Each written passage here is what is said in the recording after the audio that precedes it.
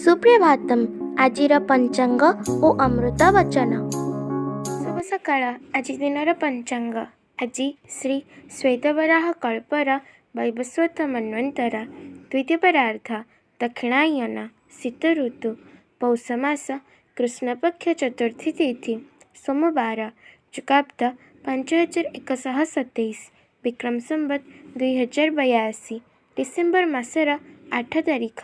ଆଜି ଦିନଟି ସମସ୍ତଙ୍କ ପାଇଁ ମଙ୍ଗଳମୟ ହେଉ, ଈଶ୍ୱରଙ୍କ ନିକଟରେ ବିନମ୍ର ପ୍ରାର୍ଥନା।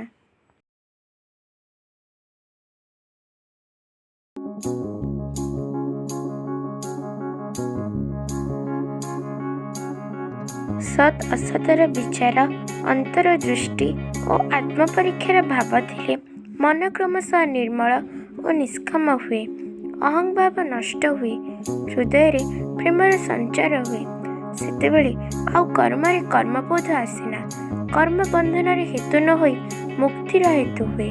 ଅର୍ଥାତ୍ କର୍ମ ସେତେବେଳେ ଈଶ୍ୱର ଉପାସନା ଓ ନାରାୟଣ ଜ୍ଞାନରେ ଜୀବସେବାରେ ପରିଣତ ହୁଏ।